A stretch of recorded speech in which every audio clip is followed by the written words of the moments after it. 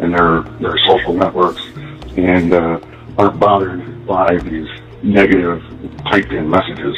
And so, yeah, it's personalized now to each individual.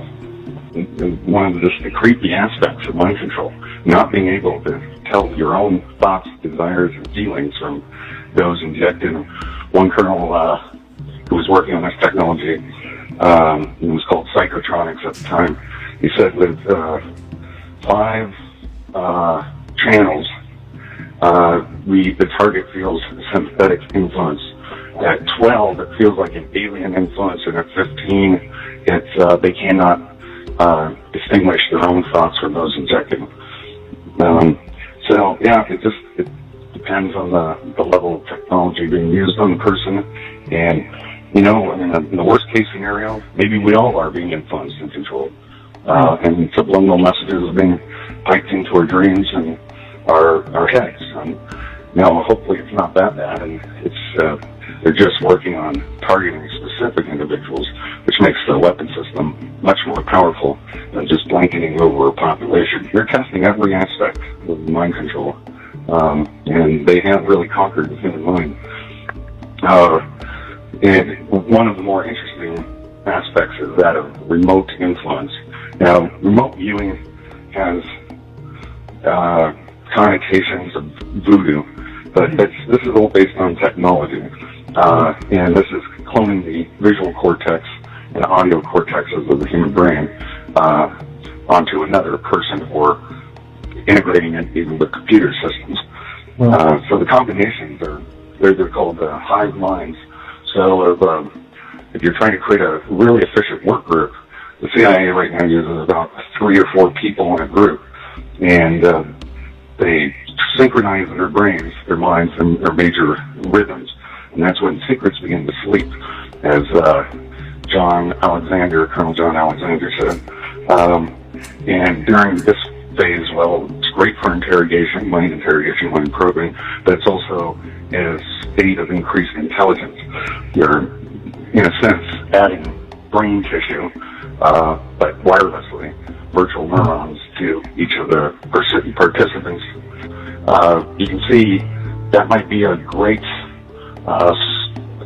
swarm theory, they call it, by the RAND Corporation, or Beowulf clusters. Wolf clusters is another term that's used, where you can network human beings faster than you would through cell phones, for example. And there's no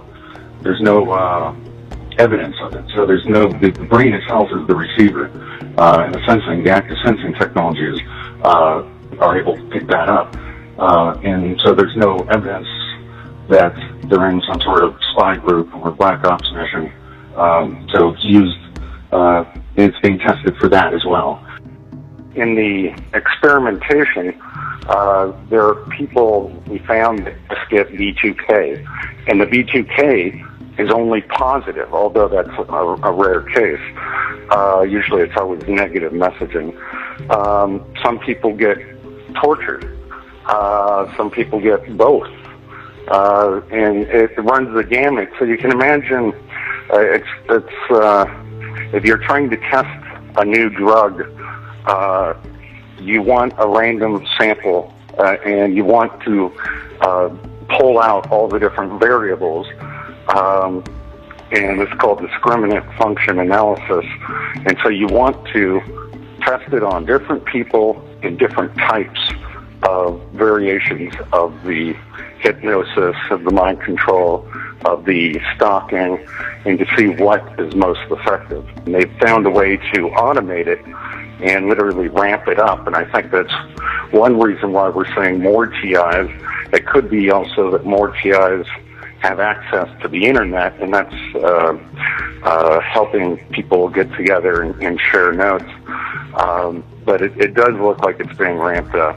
Yeah, and to me it looks like it's going more toward a societal or a large span of people,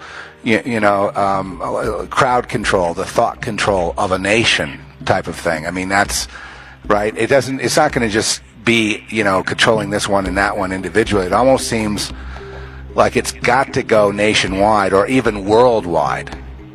This is more effective than normal propaganda. You can affect people while they're sleeping and working. They don't even need to shut off their televisions to get programming. So every country in the world, of course, their goal is to shepherd their people into one conformed thinking pattern. You can understand why this is so top secret.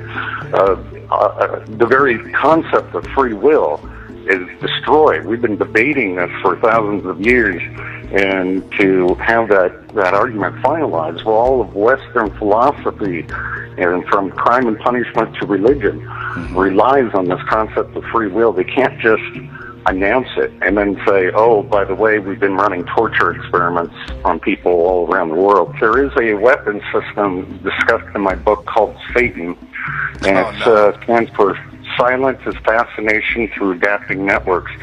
So you can imagine you have a behavioral modification tool, weapon. You can have dial-in lethality simply by manipulating the humans themselves to hurt themselves. And it uses all the best medical discoveries except in the negative.